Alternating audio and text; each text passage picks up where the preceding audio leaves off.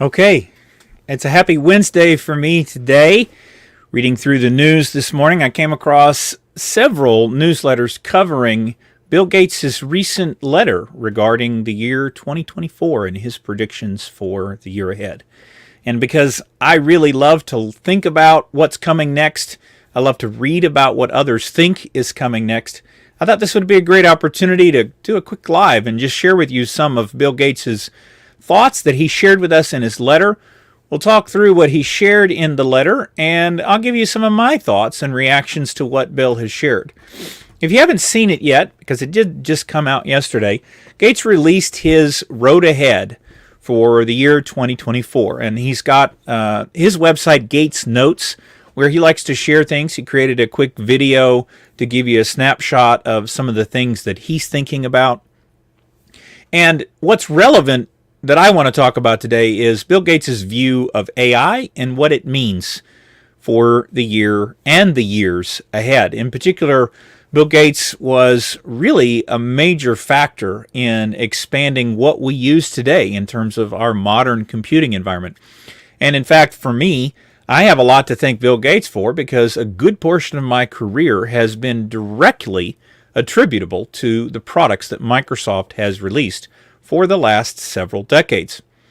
Now, many people have different opinions about Bill Gates as a person, about his impact on the political arena, and some of the things that he said publicly.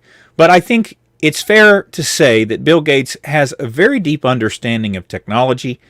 He does a lot of reading and research. He has spent a great deal of effort running his Bill Gates Foundation to find the best ways for his fortune to be invested. And so for that reason, I think the things that Bill Gates has to say about the future are worth a consideration. And without further ado, we'll go through some of what he shared. Now, he's got two formats. He's got a website and he's got a PDF. And I took the PDF and I kind of went through and highlighted some of the thoughts. And where he opens the letter, essentially, is he talks about, and he's reflecting on the next generation, having become a grandparent. Much of what his thinking about the future is reflected upon through his introspection of having a grandchild. And one of the things that he reflects on a lot is how AI is going to impact the work that we as humans do. In fact, what he is beginning to see is that AI is really going to have a critical impact on two vital areas going forward, and that is education and health. And he spends the majority of his time in AI for the year 2024 in his prediction, talking about how AI is going to have a direct impact on our health and how it's going to have an impact on the work that we do. You know, for me, when thinking about AI, I think there's a lot of applications that we are just now beginning to really think about. Yes, we've had AI easily accessible to the general populace since ChatGPT came out and really opened the door to the generative AI revolution. And AI has been around for us in many ways for quite a long time. In fact, I've spent time studying and learning about and even using AI to some degree in the work that I do for well over a decade. And if you go back to the very beginnings of thinking about computers, they were built as a tool to assist us to solve bigger, more complicated problems. And I think that that is part of Bill's reflection in what's going to come next. And I think this is a theme that I'm seeing again and again. We use the technology that we're already familiar with to understand the technology that's coming. And that's really true of what Bill Gates is talking about in the very early part of this letter. I'll read it to you. The early years of a new age are often marked by lots of change. If you're old enough to remember, think back to the beginning of the internet. At first, you probably didn't know many people who were using it, but it became more common over time until one day you realized most people had email addresses, bought things online, and used search engines to answer their questions. The reality is that these changes seep into our lives in various ways over time. And it affects each of us in a materially different way because we have different occupations. We choose to use our leisure time in different ways. And really, AI is built upon these two major changes that we've been experiencing over the last couple of decades. The internet was really the beginning of it because it changed the fundamental ways that we communicate and share information with each other. But the other major shift is mobile computing, because it took that ecosystem of communication that became available through computers and the internet, and it extended it to devices that are with us all the time. We go almost nowhere without a device with us. In fact, even in our homes, how many times a day are you looking for, where did I set down my phone? And that's the irony, of course, of these devices. I don't know about the rest of you, but my wife and I still say, where's my phone? But the amount of time that we spend using it to talk is exceptionally minimal compared to everything else. So Bill Gates is really reflecting on how he's thought about AI and how the generation of change that we've gone through is really a lens to view the current situation. And he really amplifies it with this. We are just at the beginning of this transition right now. This is an exciting and confusing time. And if you haven't figured it out, and if you haven't figured out how to make the best use of AI yet, you are not alone. I thought I would use AI tools for the Foundation Strategy Review this year, which requires reading hundreds of pages of briefing materials that an AI could accurately summarize for me. But old habits are hard to break, and I ended up preparing for them the same way that I always do. I think this is a really salient point for Bill to make. It is an exciting time for us with AI, but there are right times to use it, and there are times when we still need to fall back on the way that we've done work. I think this is going to be the overarching theme for how we use AI. We've seen time and again that trying to push too hard and apply it too broadly, too early, leads to mistakes. That's part of the reason I started an organization with the name AI Mistakes. Because the truth is, anytime we're applying a new technology, we're going to make mistakes. It is part of learning how to appropriately apply the technology. It is part of making it a skill for how we operate in the world. And it is a part of what we do. In fact, technologies that have been around for a very long time still get applied in wrong ways, or we don't properly have a respect for the requirements that must be considered in applying that new technology, even to things that we're already very familiar with. See, technology is a thing that we have to constantly consider how we're using. There are right and wrong ways to use it. There are best practices, oftentimes with older technologies. And in terms of nascent technologies, we have frameworks, we have tools that we can use to apply these new technologies in a way that allows us to benefit and take advantage of the new things that they offer without putting ourselves in a compromised position and creating unnecessary risk. And this is also part of what Bill addresses. As he continues to talk about AI, there's a couple of key things.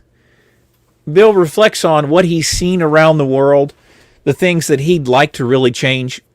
So much of his effort in the Bill and Melinda Gates Foundation has been around health and bringing up the standard of living or solving real problems for those people around the world. And as he is reflecting on these changes, one of the things that we see is that there's a lot of opportunity for really solving some of these bigger health issues by taking advantage of the scale and the capability of artificial intelligence. And what he says is that he's really optimistic about the future because we'll be able to use these technologies to transform, particularly in places that do not have a deep penetration of high technology.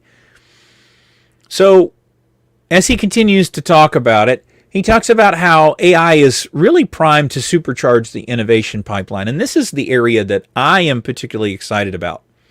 When we think about innovation, it really is about improving our way of life. Innovation is the reason our lives have improved so much over the last century. From electricity and cars to medicine and planes, innovation has made the world better. Today, we are far more productive because of the IT revolution. The most successful economies are driven by innovative industries that evolve to meet the need of a changing world. That's just a couple of simple sentences, but I highlighted this really as much for me as for anyone else, because when we think about innovation, the core of innovation is about solving problems. And we can do all sorts of problem solving without modern technology. In fact, innovation does not have to mean it is an entirely new thing. For me, having spent the last 4 or 5 years specifically working on innovation, one thing has become abundantly clear to me. Old things can be innovative. It's how we talk about them. It's how we apply them. It's how we consider the ways that we can use them. Innovation is about communicating. It's about working to solve a problem. It's about bringing in change. Innovation, in fact, over my 4 years, specifically innovation, was more about driving changes and helping people to see what was possible than it was actually applying technology. It's equal playing with the technology and understanding what it can be used for, and spreading that information and helping others to think more deeply about the problems that they have and how we can change the way that we work to solve them. I can't tell you how often I had a conversation with others in my organization. They were asking for help in researching a current technology and how they could begin to use that technology.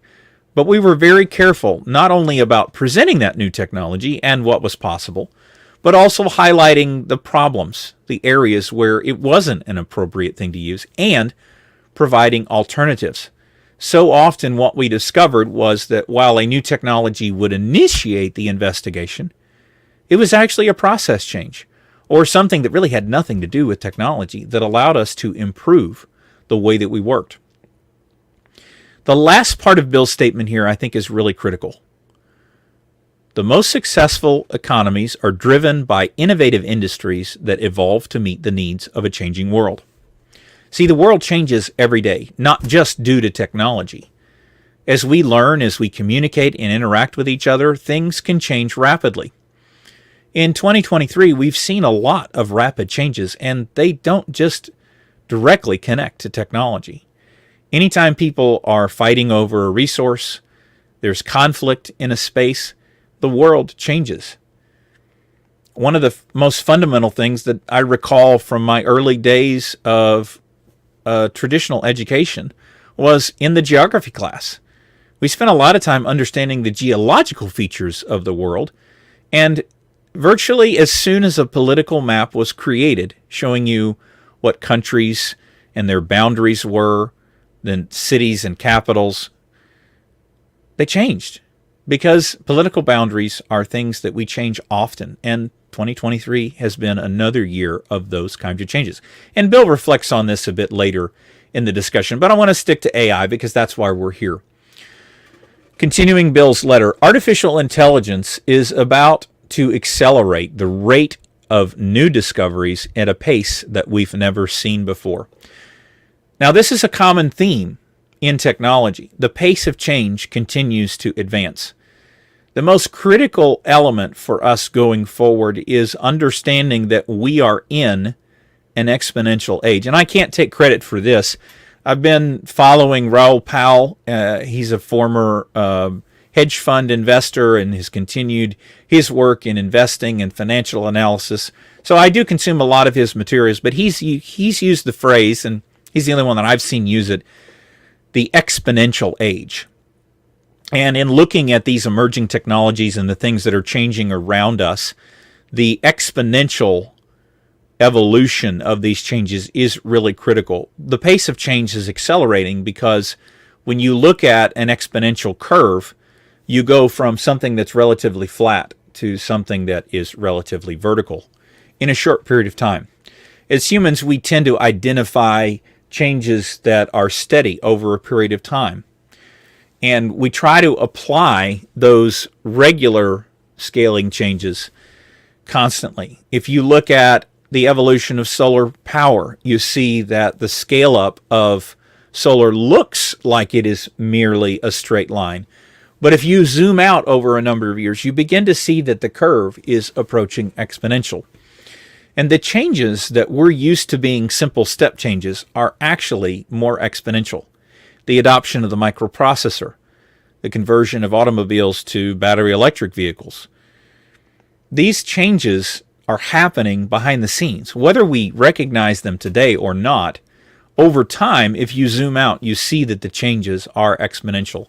And this is really critical because the sooner we can acknowledge and identify that these changes are exponential, the sooner we can understand that becoming educated about these topics today is essential to future success.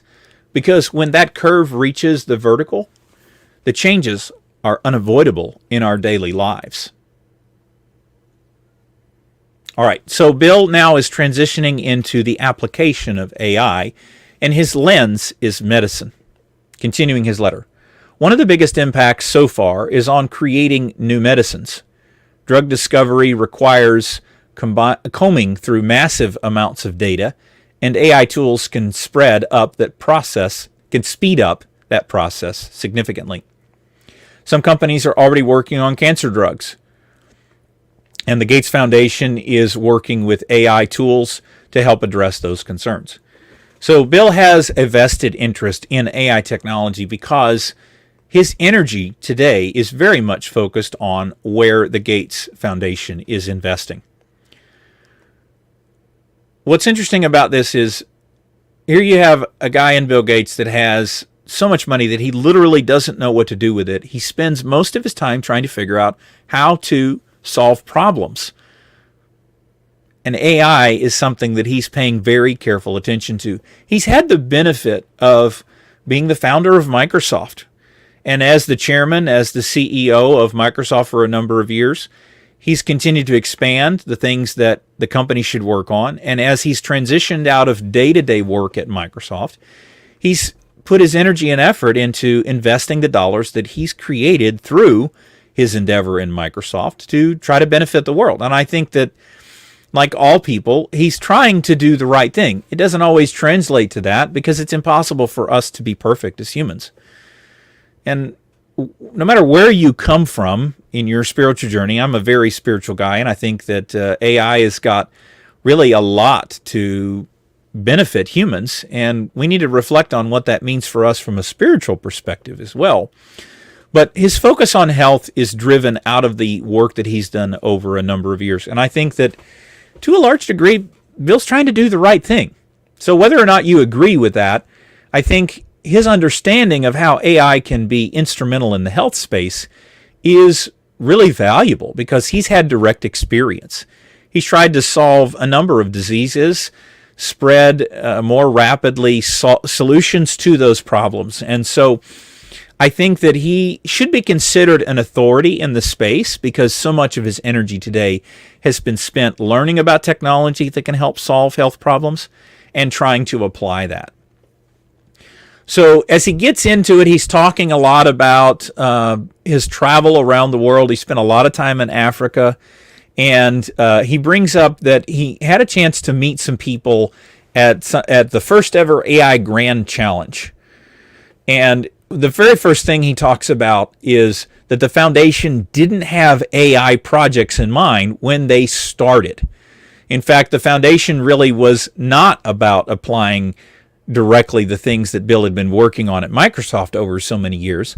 There's probably a lot of innovation methods that were picked up at Microsoft over time. And when you have an organization the size of Microsoft that is making the amount of money that they have to continue to invest in innovation. So Bill is definitely applying that to the work that they're doing in the foundation. But he states something very clearly, and I think this is essential for us to think about as AI is evolving, how it's going to impact us. Back to reading Bill's letter. Much of their work in the earliest stages of development, there's a good chance we won't see any of them used widely in 2024 or even 2025. Some might not even pan out at all. The work that will be done over the next year is setting the stage for a massive technology boom later this decade. Now, this is a relevant thought on several different levels, so let me share with you my thoughts. The first thing that Bill is saying here is that while the foundation was built around this idea of evolving health, they are actively trying to find ways to use AI to improve that situation. But the evolution of AI and how we can use it is moving so quickly that even an organization that's finely tuned to solving these health problems and has a leader that has led and built basically an entire industry as a major contributor to it needs time to set up the frameworks, the underpinnings, the foundation of what's needed in order to drive the evolution. And like all good innovators, Bill understands that you spend a lot of time on things that sometimes really amount to nothing. But it's that portfolio of things that you're working on that really creates the difference. And building the right foundation is essential to driving this change for us. And that's what they're working on. They understand that to really use the trampoline in the future, they're going to have to do some work today to set the stage, to use Bill's words. And so there's a lot of investment happening now across many industries to try to understand what needs to be built. Now, we've had the discipline of data science for going on close to a decade now, and there's a lot of people that are working on this problem. We're in a phase of building out tools and capabilities, testing and trying things, and that's what the 2024 period of time is going to be about. If you look at what's happening inside of major corporations, there's a lot of reticence to apply this technology because they know that mistakes are going to be made. But there are things that we can do today. There are actions we can take. There are experiments that we can run that enable us to learn so that as we're scaling, as we're beginning to apply this to a larger degree, we can use it the right way. Let's keep moving through Bill's letter. So now he's going to dive into the specific use cases that he sees within the investigations that the Gates Foundation is doing. I am certain that each of these use cases is something that has already been significantly invested in from a time perspective. What can be done? How can it be used? These are not to be taken lightly. I think these are very serious investigations that are being done, and I think these are really flagged as high potential. And the takeaway from what Bill is sharing here is that he sees a pathway to success with these. He knows that they may not all pan out, but he certainly sees this as being worth investigating time in. So the first use case that he calls out is, can AI combat antibiotic resistance? And if you've been to a hospital at all in recent times, even here in the United States of America, you know that this is a real problem. This is a challenge that our medical professionals face on a daily basis. We have this great technology in antibiotics, but what we've learned in using that is that we can make mistakes. Reading back from Bill's letter. Antibiotics are magical in their ability to end infection, but if you use them too often, pathogens can learn how to ignore them. This is called antimicrobial resistance, or AMR, and it is a huge issue around the world, especially in Africa, which has the highest mortality rates from AMR. Nana Kofi Kwaku from the Autumn Institute in Ghana is working on an AI-powered tool that helps health workers prescribe antibiotics without contributing to AMR. This tool will comb through all of the available information, including local clinical guidelines and health surveillance data about which pathogens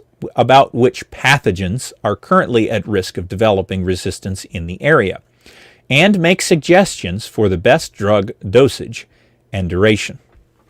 Now, I've been in and around the medical space for quite a long time.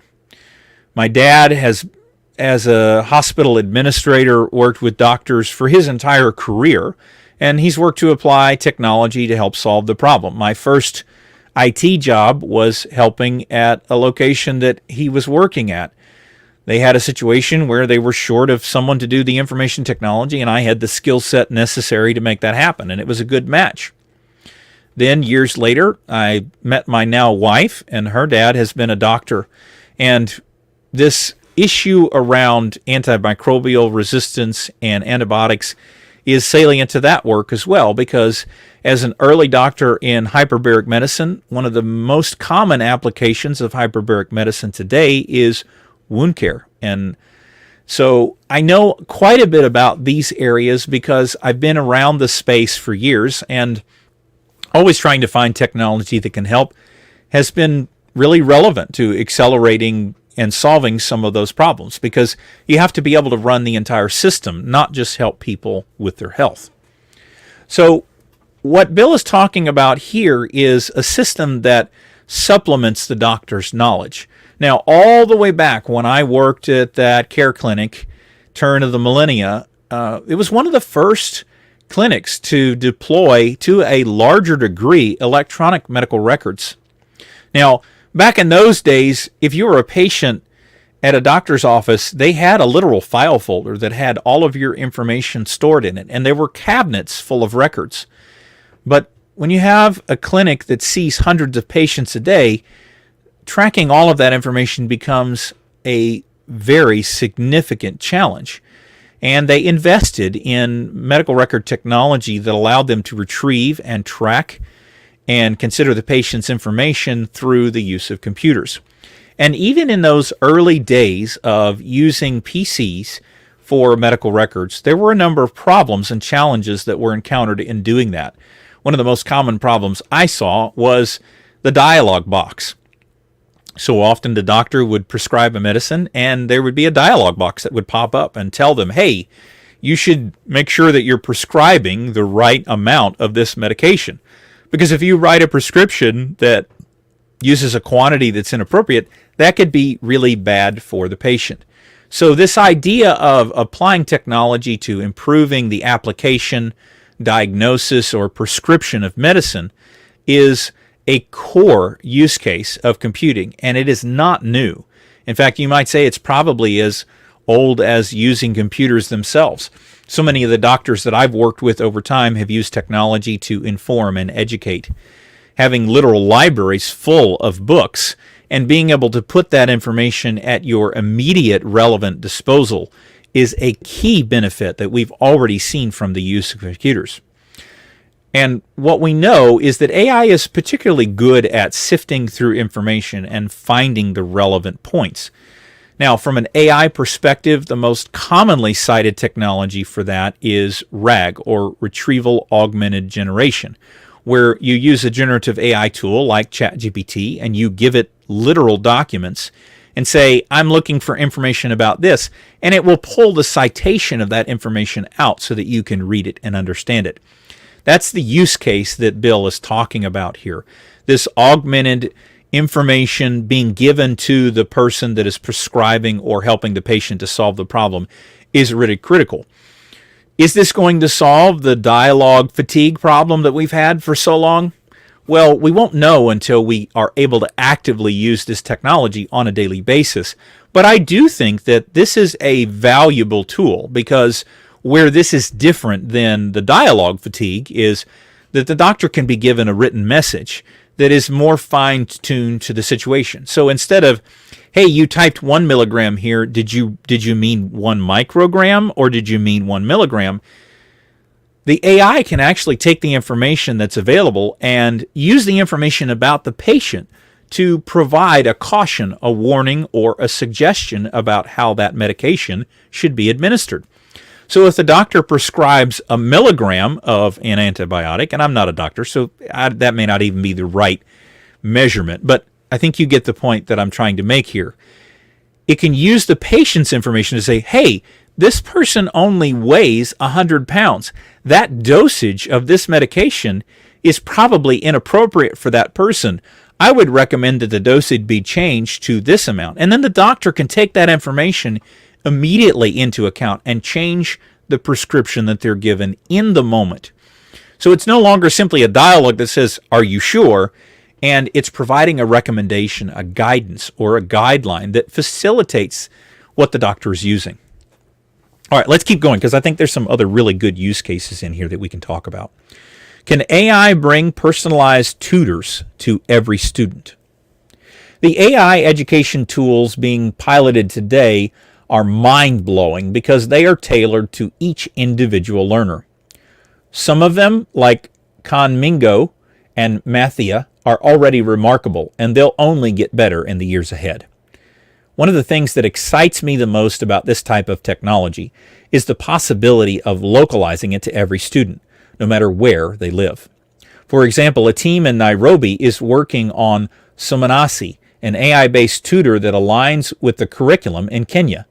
The name means learn together in Swahili, and the tutor has been designed with the cultural context in mind, so it feels familiar to the students who use it.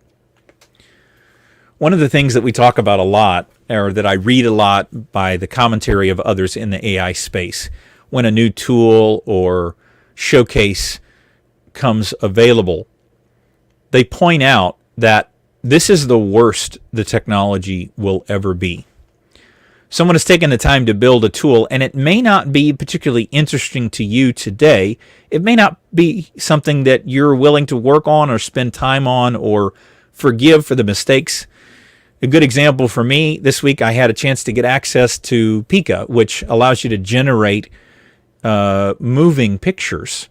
It gives you a 3-second clip of a prompt that you've written in text, and it generates some really interesting video. 3 seconds is not a long time, and just like all image generation today, it's far from perfect. But we've already seen people using this tool to create movie trailers.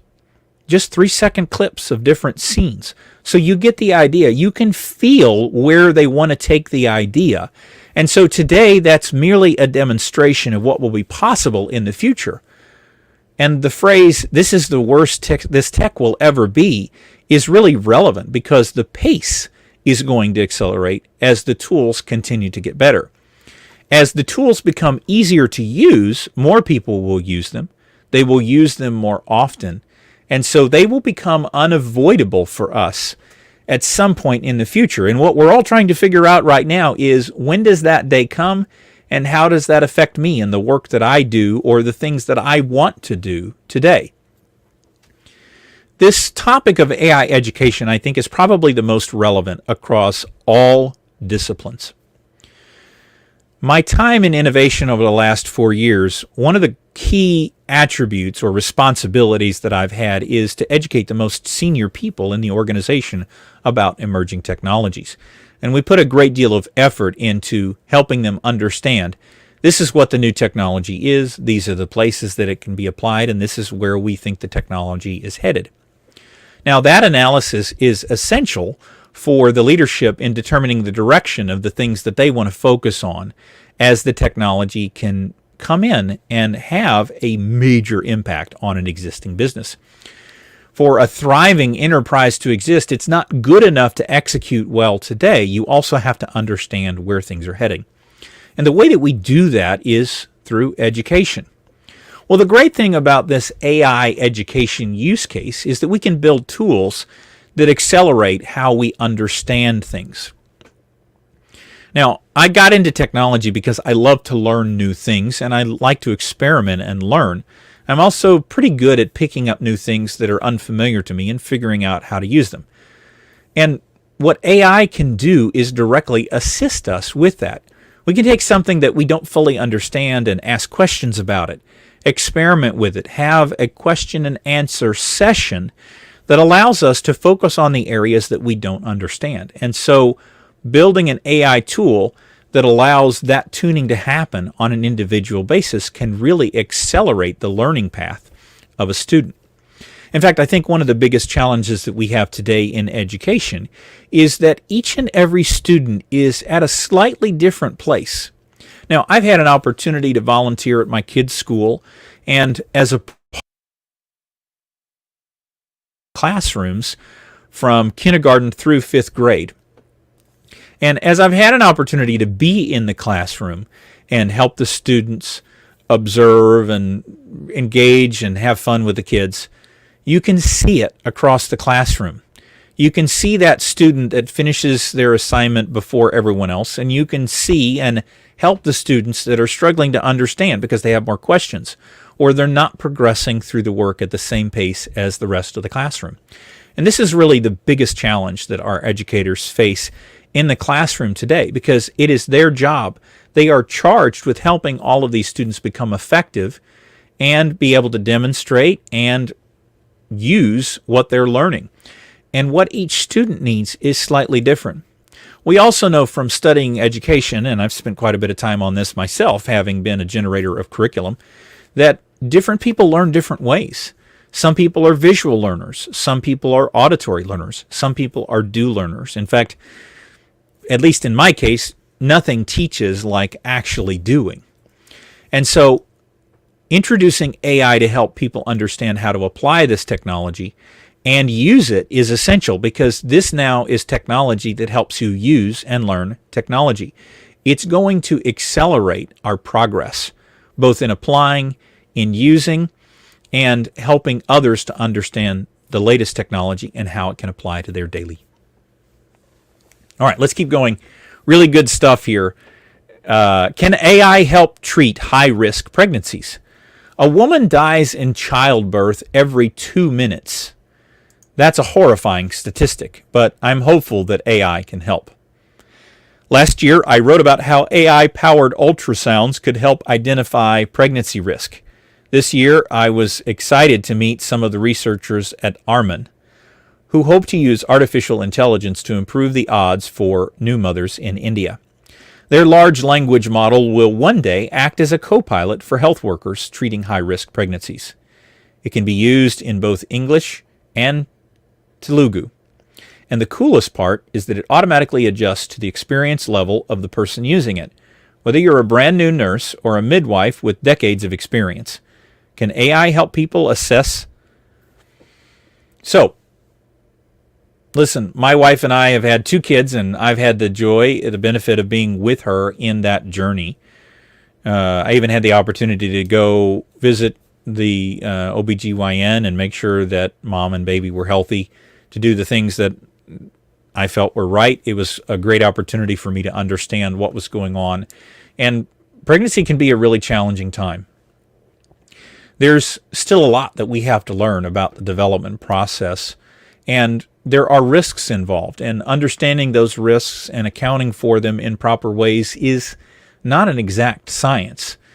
In our case, we had some challenges that there were tests that were given and results that came back that led to the doctor taking a different approach with each of our children. And we learned through those experiences what was really valuable and how we needed to change things. Unfortunately, some of those lessons had to be learned the hard way. And in particular, when it comes to the nutrition and the diet, these are things that are a real challenge, because you can really make some bad choices along the way, or you can make some minor changes and dramatically improve the outcomes. But each person is different.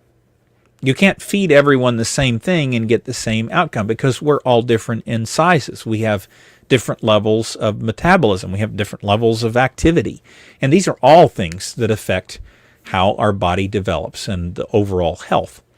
And so developing a large language model that can, again, help to understand all of the complications, the data that's coming in, the things that we've learned, the latest in research, putting that information in the hands of the healthcare worker is really what this is talking about. And this is a specific application to pregnancy.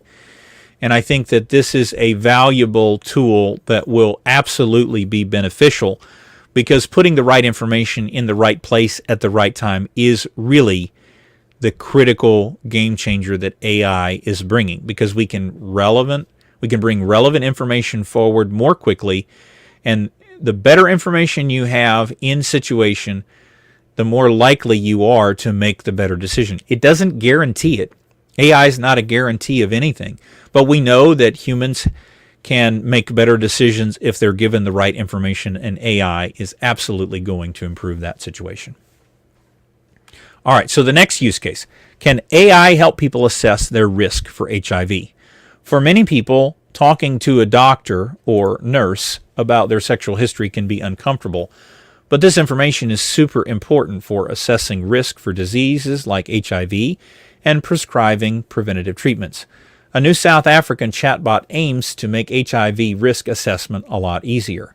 It acts like an unbiased and non-judgmental counselor who can provide around-the-clock advice. Sophie Pascoe and her team are developing it specifically with marginalized and vulnerable populations in mind, populations that often face stigma and discrimination while seeking preventative care. Their findings suggest that this innovative approach may help more women understand their own risk and take actions to protect themselves.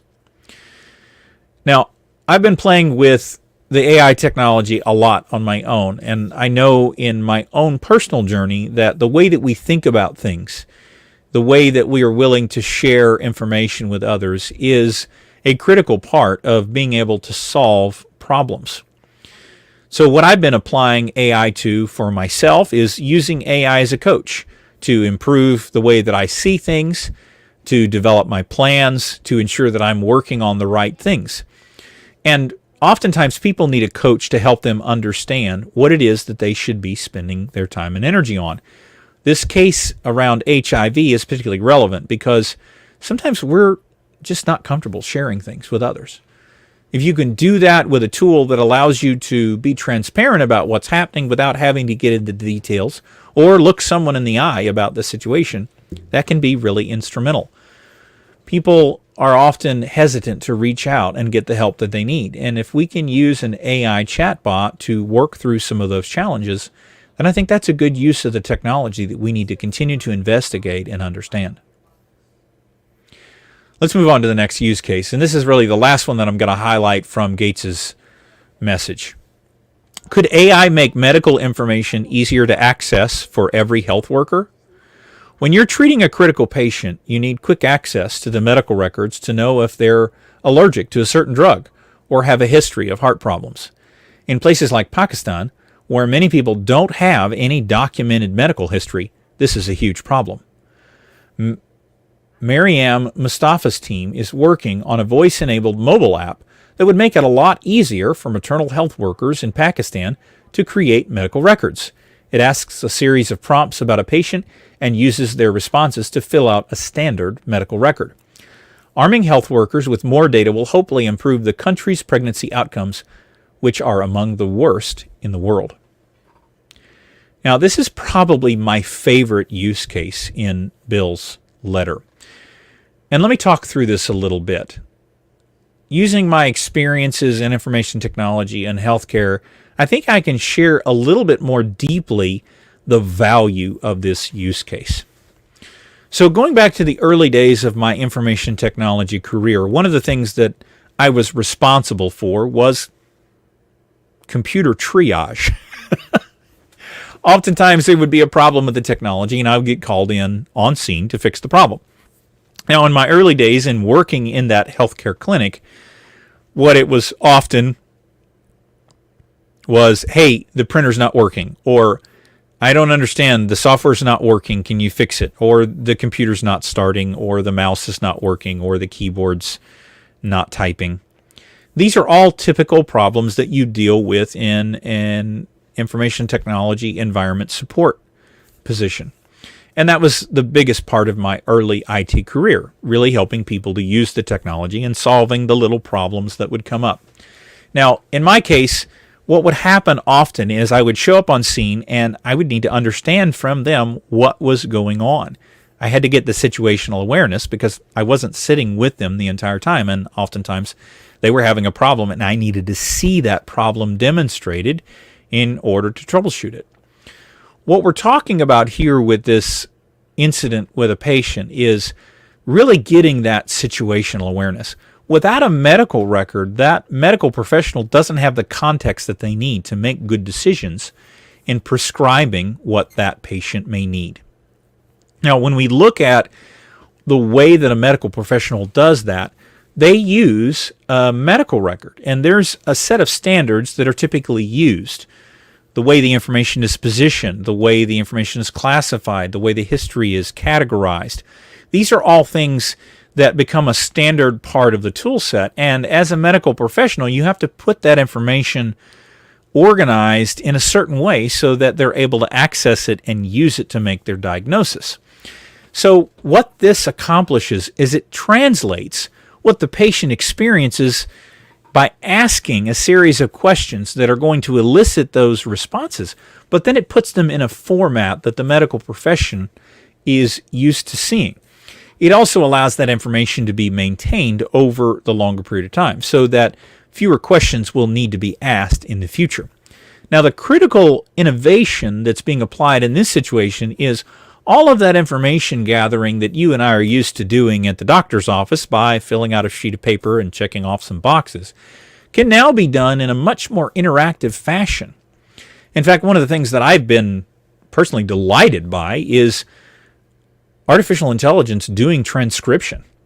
The time that it takes to create those text transcribes, the transcription of the words that I'm saying on a video like this, that's a really laborious thing. But one of the very first tools that I invested in was being able to create a video and have that text be transcribed. And I can now edit the video using that transcription. Well, the same technology can be applied to these interviews with patients. We can extract the information by asking questions in a certain way that elicits the information, and then that information can be recategorized or reorganized in a way that the medical profession can fully take advantage of. So these are the use cases that Bill calls out, and I took out a quote from a bit later. We can learn a lot about global health. We can learn a lot from global health about how to make AI more equitable. The main lesson is the product must be tailored to the people who will use it. This is a really important quote. If we aren't keeping people at the center of what we're doing, it's not going to be successful. No matter how we use AI, it's about the human and lesson that must endure over time. Everything must be human-centered. And in fact, today, this needs more emphasis, not less. So as you're thinking about how to use AI, if you're going to build something, if you're playing with something for yourself, always come back to how is this going to be used? How does this improve the situation of the human? How does this improve my life? Because otherwise, it's just experimenting and playing. And those are healthy things to do. But if we're not keeping the humans at the center of it, it really removes the point. All right, now let's close out Bill's comments around AI with this final paragraph. If I had to make a prediction, in high-income countries like the United States, I would guess that we are 18 to 24 months away from significant levels of AI use by the general population. In African countries, I expect to see a comparable level of use in 3 years or so. There's still a gap, but it's much shorter from the lag times we've seen with other innovations. Now, this is probably the most important paragraph in the AI because Bill's understanding of innovation and the pace of change and how technology is influencing and impacting the things that we are doing around the world. No one knows the answer. We're all guessing. But we know that the pace of change is accelerating. And if you look at the pace of change in adoption of new technologies, what you'll see is the adoption of those technologies is rapidly accelerating. One of the reasons why AI became a thing in 2023, when ChatGPT was released in November of 2022, the adoption of that application has been the fastest adoption of any technology ever. Now, that builds on the technologies that came before it. ChatGPT wouldn't be possible without the internet. It wouldn't be possible without modern practices and capabilities like cloud computing and DevOps. These are the tools that are making it possible to make a product more widely available much more rapidly. But there are still boots on the ground efforts that have to take place. It's not just merely can I give someone a device and use the internet to get the information there. We have to find ways to apply it. And when it comes down to it, humans aren't really quick to change. If you look at the arc of technology, regardless of how fast the adoption has been facilitated, the way that we operate tends to take about a decade to change. Now, we've been using AI for decades already, but generative AI unto itself, treating that as a distinct technology, is already being rapidly adopted. So I think something less than a decade is absolutely appropriate.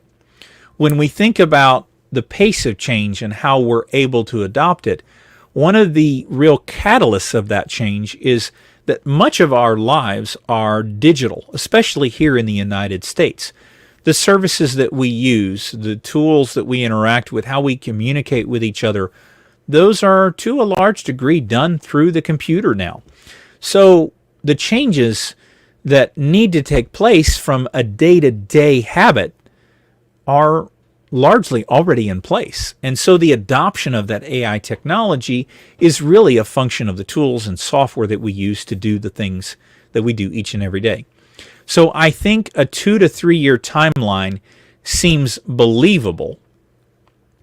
I think that Bill is probably a little optimistic. You know, the most common quote now around technology is twofold. Two of my favorites. William Gibson said, "The future's already here, it's just not evenly distributed." And another quote that at one time I think was even attributed to Bill Gates, but it wasn't him that originated the quote. And it was that our expectation of change is much faster in the short term than is reality, but much slower over the long term than is reality. And so we think something is going to happen much more rapidly than it actually does. But when it actually does, we underestimate the magnitude of impact that that change is going to have.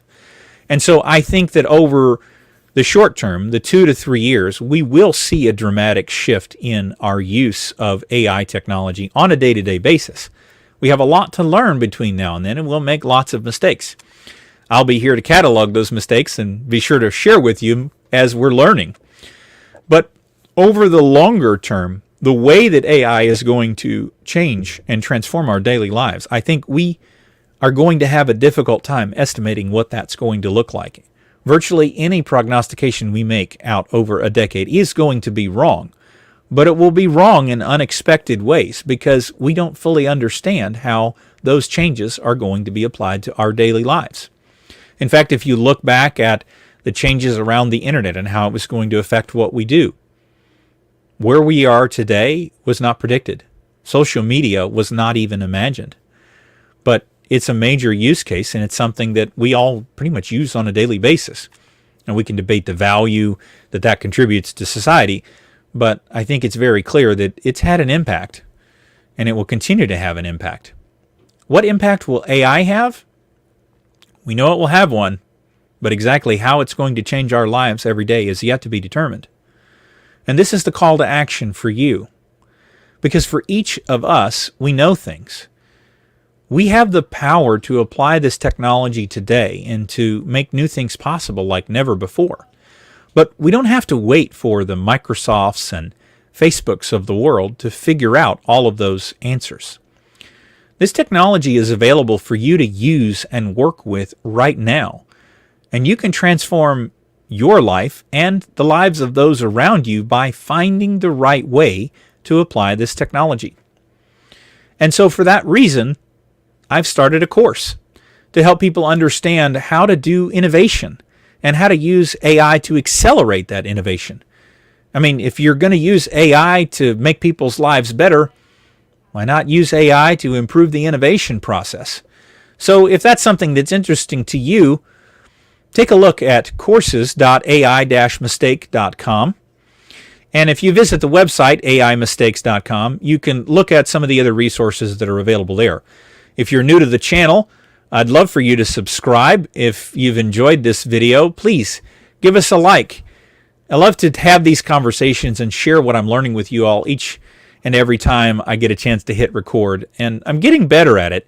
But I'd also love to hear your commentary. What do you like? What do you not like? I'd love to make things better, and this is a shared experience. We're learning together. And I want to share more of it with you in so many ways, both in helping you be successful in your daily life, in evolving and creating something entirely new, and just getting together and having a good time learning about AI. And so I'll close it out there. Go make some mistakes. Come back and share. Happy holidays. See you next time.